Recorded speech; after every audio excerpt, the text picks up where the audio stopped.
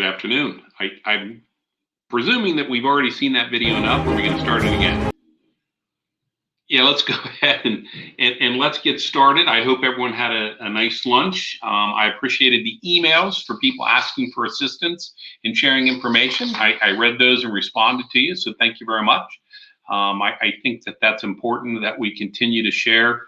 I had a professor once when I was working on my master's, and he said, there's no one person in this room smarter than all of us put together. So what I'd like to do now is I'd like to introduce our next speaker, Dr. Vicki Abbinante. I hope I pronounced that correctly. With a name like Sigris, people always mispronounce my name, so I try to get it right. But Dr. Abbinante has a 35 years of experience as an educator, classroom, special education, school administration. She currently serves on the K-12 School Safety Program Coordinator for Will County Emergency Management Agency in Illinois, as well as the Vice Chair of Children and Disaster Caucus for the International Association of Emergency Managers. One of the reasons I'm so happy to have her here today is because her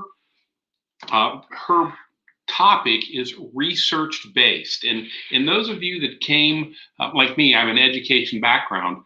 I really look at programs that when somebody is presenting it to us, there's some research behind it. It's not just, hey, I thought this was a good idea, so I'm going to share it. There's some quantitative information behind it. So without further ado, I'm going to let you start. And if I butchered your name, I apologize. You can correct me and tell me how to say it when I start answering your questions afterwards. Thank you very much.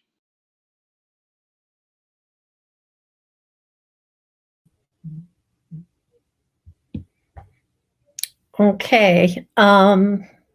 Looks like the camera's not working. Okay. Well, thank you, Gary, for that introduction.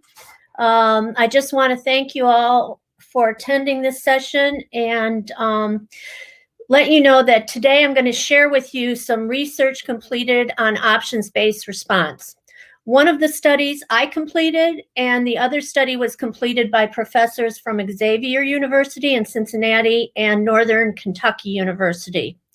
I also want to let you know that I've included the entire PowerPoint in my handouts, so it shouldn't be necessary for you to try to copy anything from the slides.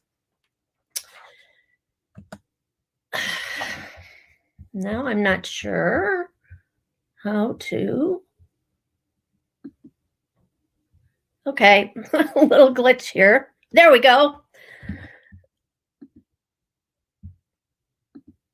I'm having trouble advancing here. So the trick to this is, and it took me a while, is on the left-hand side, you see the number 2 beside your screen? Yeah. Oh, you click on the actual. You click on the actual slide. Got it. Thank you. I was looking for the advance button. Okay. So, now what, okay, let's get back here. There we go. Sorry about that. Okay, so before we get to the actual studies, let's go over some of the issues that have sparked these studies. So between the 90s and the early 2000s, there began to be an uptick in school shootings, as we all know, beginning in Columbine. And by 2007, folks had started to look for alternatives to the lockdown response. If we look at the graph, we can see quite an increase in school shootings starting in the late 1960s through the late 2010s. In addition to this info, a study just came out on Friday from the National Institutes of Justice, which emphasized that although school violence in general has gone down, school shootings continue to increase. So we see the same thing in fatalities and injuries through the 1990s, with a downturn from the 90s through the 2000s. Although the graph does not include 2010 onward, unfortunately, it would show another uptick in this trend line as well.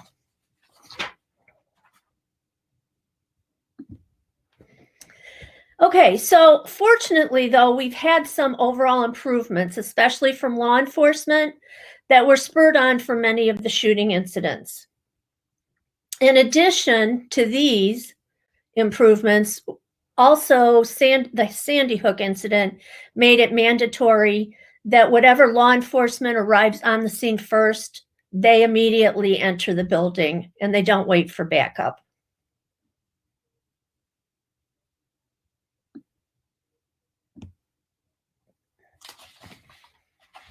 So, oh, whoops, something's out of context here. Let's go to this one. There we go. So we also had some citizen improvements. Of course, we had Columbine, where everyone needed to be in a room to lock down to work.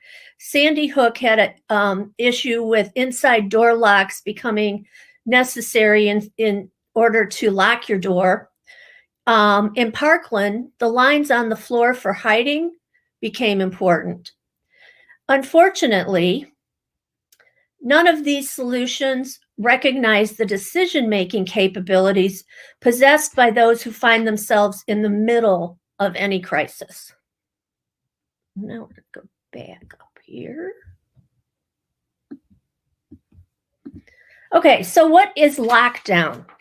The single option, lockdown, means that you get into a room, lock the door, turn off the lights, move away from the door and windows, hide behind available objects, stay quiet, and just wait for the police to arrive.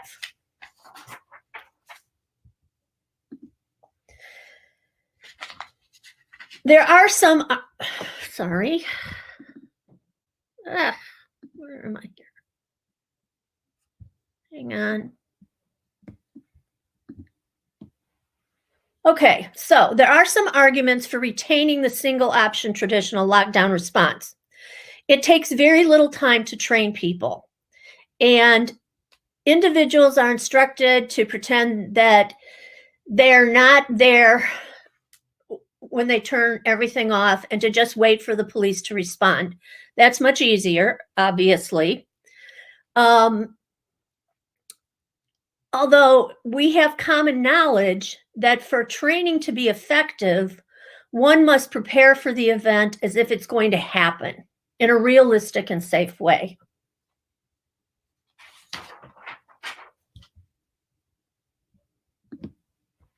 So again, back to National Institutes for Justice, Jillian Peterson and James Densley said the only thing wrong with the traditional lockdown is that the failure is its reliance on a one-size-fits-all approach. Obviously, not everybody is in a classroom all the time. So, what is options-based response? Well, back in 2000, Greg Crane developed an options-based response based on the way that fire service fights fires. They don't have the same kind of fire all the time, as we don't have the same type of school shooting all the time. He developed ALICE, and ALICE includes alert, lockdown, inform, counter, and evacuate. It's based on where the shooter is, not where the citizen is.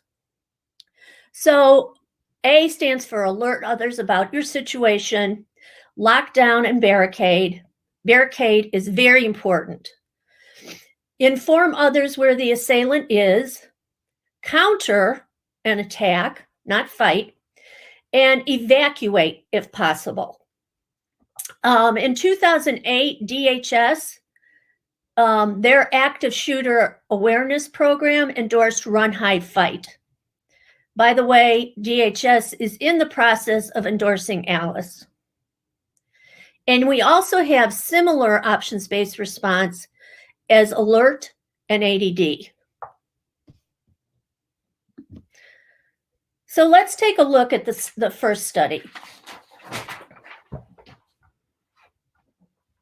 Policy decisions and options-based responses to active shooters in public schools. This is the conceptual framework that this study was based on. The idea is that we have school safety policy, and we make those decisions through a process collaborated on by educators and public safety professionals, hopefully. The decisions regarding responses of educators during crisis events become part of the school EOPs, and then training begins. Now, we have two situations. If the actual crisis event scenario matches that policy, the educators respond as they had been trained and directed to, and we have the maximum outcome. The problem is we're not always, as in single option response, in the classroom. We may be in the cafeteria, the library, or the hallways. So what happens when the crisis event scenario does not match the policy? Well, we have two options there. The educators can still respond as they were directed in the EOP, which would give us an uncertain outcome because we're following a training that occurred in other places. Or educators could respond to the crisis informed by their own situational awareness. In that case, we have outcomes of resiliency.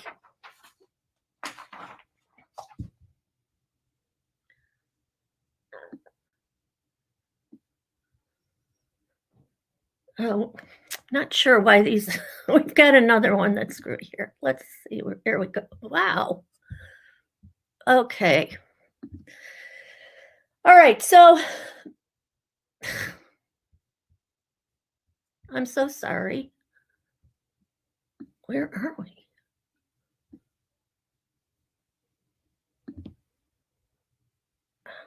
No.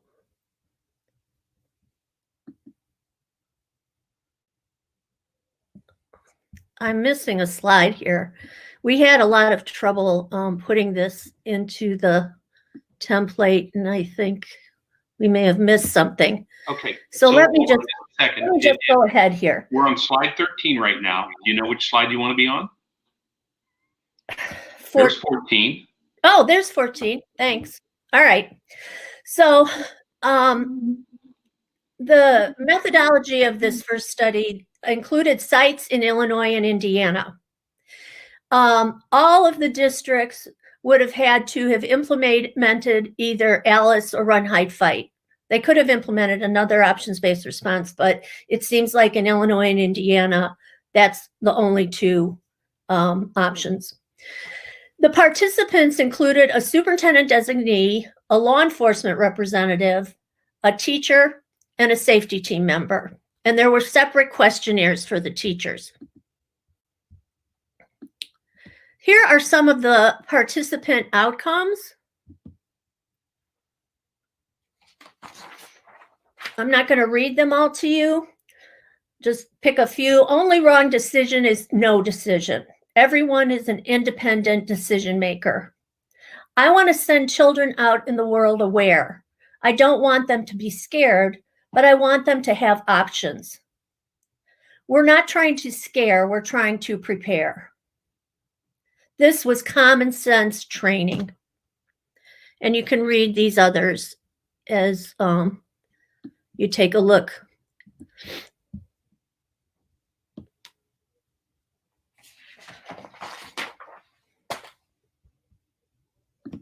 So the results. Well, the results came in themes and connections. The themes were partnerships and communication, respecting the intelligence of teachers and students. Quick story here. When I was looking for participants, I talked to a few administrators, and they said to me, we would never give our teachers that kind of responsibility, meaning the options-based response.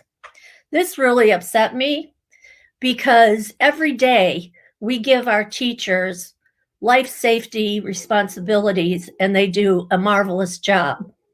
And I'm going to talk a little bit more about how we know teachers can do a good job. The rest is, the other themes were empowerment and action. preparing staff and students for the complex world they live in, and freedom of choice. And the connections you can also read.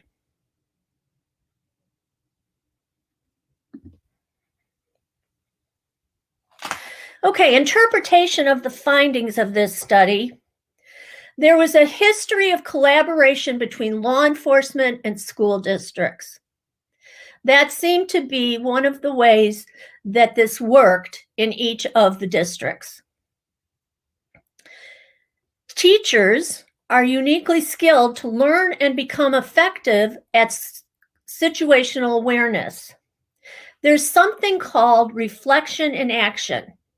That's where a teacher is giving a lesson, and as they're giving the lesson, they're scanning their classroom, zooming in on different students in order to find out if their lesson is effective.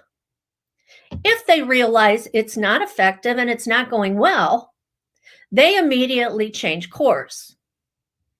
They may back up, they may try a different intervention, but this shows that teachers are uniquely skilled to learn and become effective at situational awareness. The other interpretations of the findings were that lockdown always equaled feelings of loss of control, where options-based response made people feel empowered. Options-based response prepared staff and students for active shooter incidents in places other than schools. I don't know if you'll recall, but there were 2 teachers who had been trained in Alice who were in a theater, I think in Louisiana, and they used their training to get out of that situation. This next slide is something that was extremely interesting and not something I anticipated finding. There were important differences between the Run, Hide, Fight programs and the Alice programs. I'm not going to read them all to you. I know you can all read, but some of the differences were teachers felt anxious after being trained in Run, Hide, Fight, but in the Alice program, they ended up feeling empowered. The initial training of Run, Hide, Fight is a half a day, was in these situations, where Alice was 2 full days of instruction. So you can take a look at those. I found those interesting. So if we remember our flow chart, which showed the difficulties in teaching a single option, here you can see the resilient outcomes that can be applied to multi-options. We have an options-based response policy, and again, the crisis event might match the scenarios that we've been trained in, or they might not. But either way, in an options-based response policy, educators get to respond to the crisis informed by their own situational awareness and the things they've learned from training. In that instance, we see that we have a more resilient outcome. Something else discovered out of this study were what are the best practices for implementation of an options-based response. If you take a look at this flow chart, it'll tell you the steps that need to be taken and things that need to be included in order to have an options-based response program that is successful.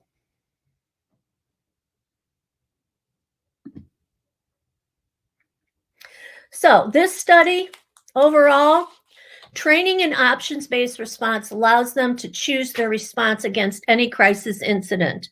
It instills knowledge and confidence, and arguably may increase their likelihood of survival. Looking at study number 2, one size does not fit all, traditional lockdown versus multi-option responses to school shootings.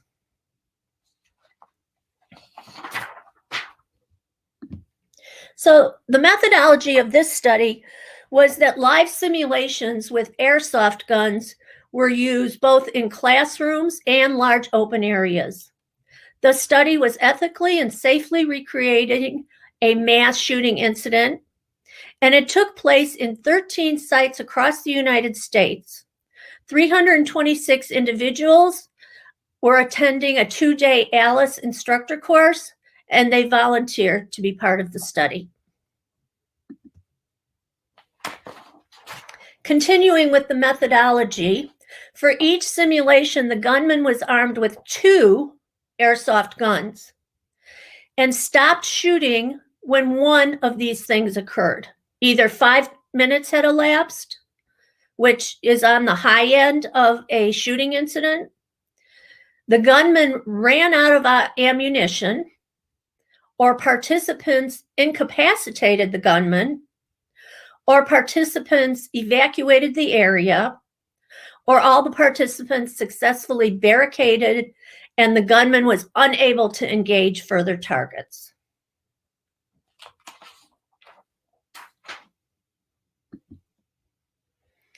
So the results of this study were statistically significant. Decreases in the percent of individuals shot using the multi-option response in comparison to the traditional lockdown. In the classrooms, 74% of the participants were shot in traditional lockdown. Only 25 were shot in the multi-option response. In the large open area, it was 68% in traditional lockdown and only 11% in multi-option response.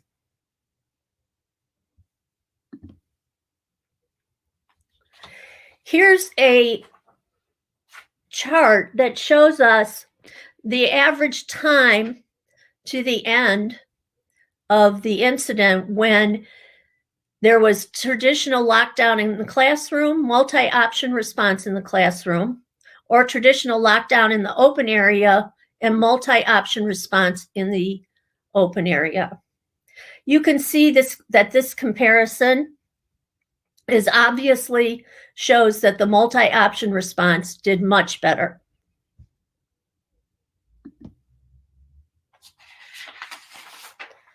So, the interpretation of the findings of this study show us that the results could have a significant influence on training and policy. A 2018 compilation of data on mass shootings, again from NIJ, shows us that 9 out of 10 school shootings are from current or former students. So the vast majority of school shootings are insider attacks, and that means that they know where everyone is in the facility, which also shows us that we need to train for in a multi-option response mode. Single option traditional lockdown responses that instruct everyone to only hide in an active shooter situation, those are risky and have a high liability.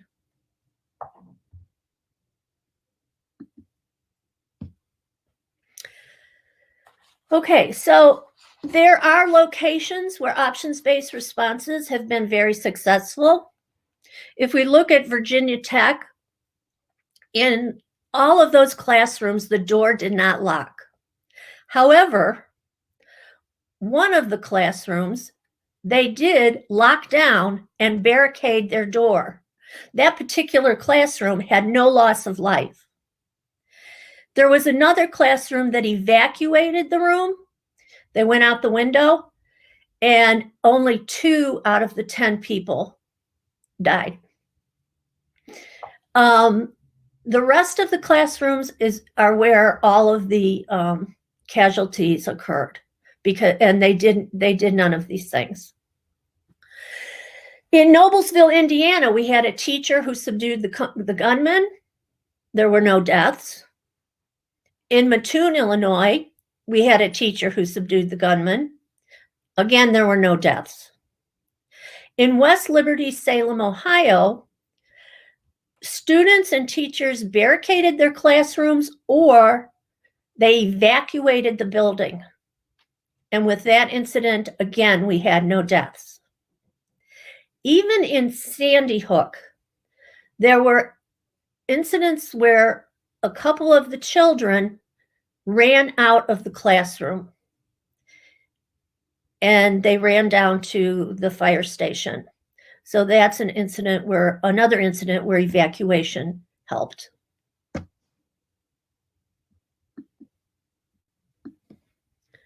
So overall, while there are no guarantees that all lives will be saved, multi-option response used from anecdotal evidence and the limited empirical evidence suggests that this response could reduce the amount of time a threat is active in a building, thereby mitigating the number of casualties.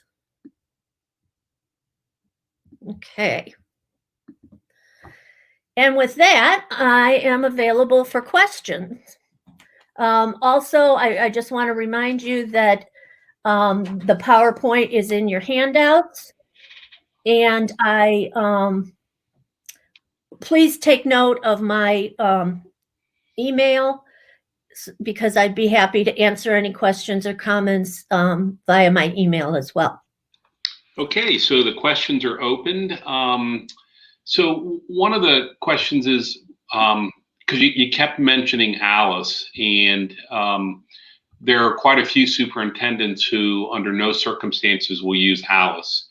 One of the reasons is because the training itself is not research-based, and there's just been a lot of pushbacks from superintendents on Alice. They say, if you're going to teach Alice, then we're not going to listen to what you say. Yeah, I agree.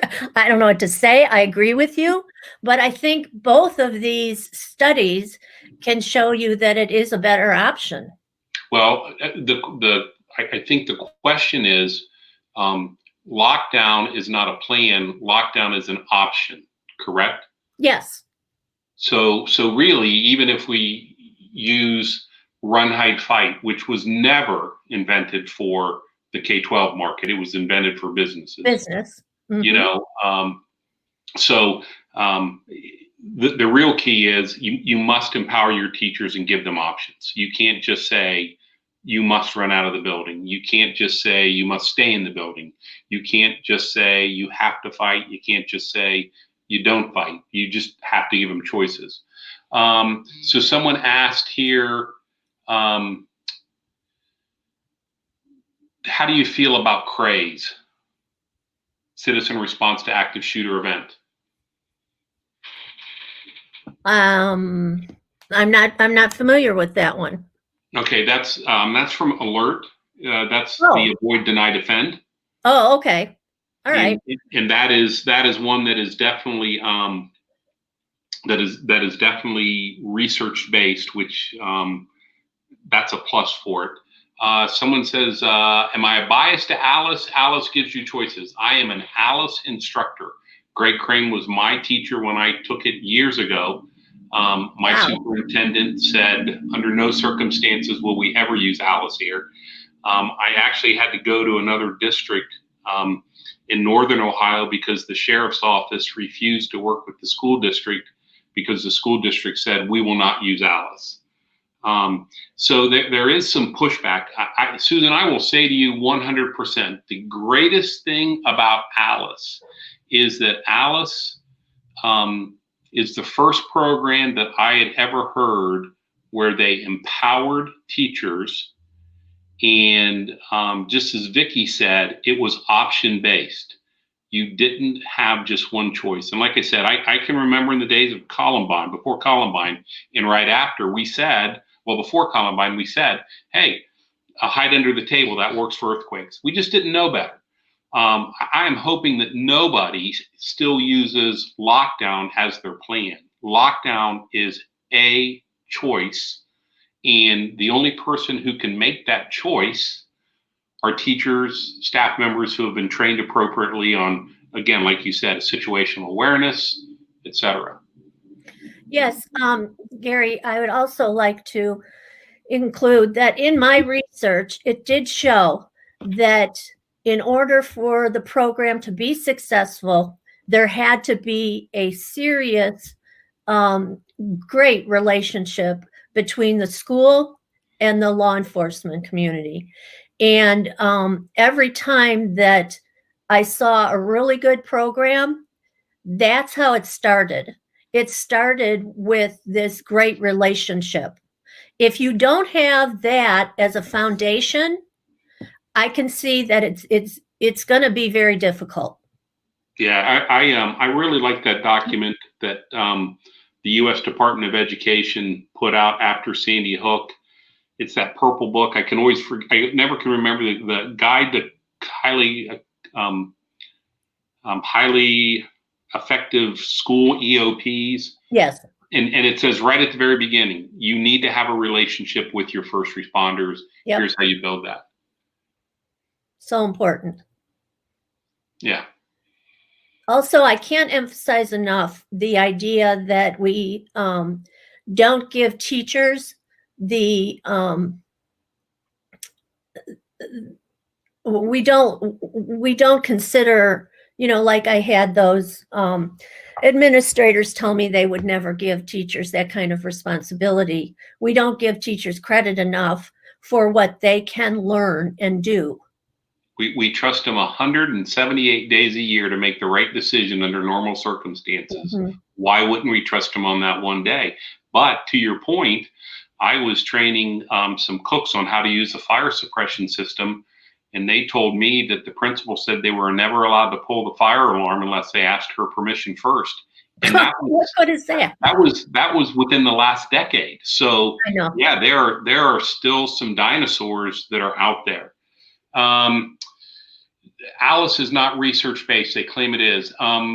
The research-based means is the methodology used to train research-based. One of the worst things about being a teacher, and Vicki, you can back me up on this, every 2 or 3 years, there seemed to be the newest, latest, greatest thing to teach kids how to read. And, Right. and districts tended to fall into that trap until districts would only follow a program if that program was research-based, that it showed evidence in its methodology for both how it was founded and how it was taught. That's what's meant by research-based education. So that was kind of a new term. I'll never forget as it was getting near the end of my teaching career, and they were making us do this latest whiz-bang thing, and I thought, hot diggity dog, this will be the last one I have to learn in my 30-year career. There was always a new one. So, other questions? I'm a security, hi, Dr. V. I'm a security designer. I tend to see little reference documents on the issue of facility design. There are 2, I believe now, online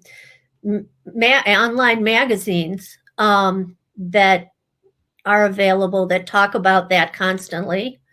Can't think exactly of the names of them right off the bat. Well, the biggest one, of course, is Crime Prevention Through Environmental Design, CPTED. Right, but there's 2 that are specifically for schools. And I can whoever see them. that person is, if you would email me, I'll give you the names of those. I just have to go into my email to see exactly what those magazines are, but I get them once a month, and I get, other blurbs by them all the time. So, and that's something you might be interested in. And Jim, if you shoot me an email, I have a document. Now it's kind of old. It came out from FEMA after 2012. And it says primer to design safe school projects in case of terrorist attacks and active shooting. And it came out of Homeland Security in 2012. So still a little bit dated, but that's a document, and seeing if this other one would be of benefit as well. No, that's probably the one. So if you shoot me an email, I have it, but it still does not answer my issue. So, Jim, we've got some time. What is it that you're looking for specifically? Vicki, this would be great if we were in a live audience where people could just. I know. I know. This is the first time I've done this. I've usually been with a live audience, so this is a new learning curve for me. And Jim, I don't have the power to unmute, so I don't. That would have to be Sabella, I think.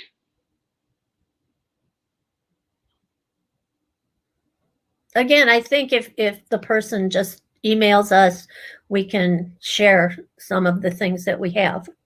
You know what? And I'm going to recommend that to you, Jim, to go ahead and shoot her an email, or there's actually her phone number. So I'm sure that you can set up a time that you can talk, because I cannot unmute. Would love to. And Jim said he'll give you a call. Great. Hopefully not right now, because you still have 10 minutes left in case anyone has any more questions.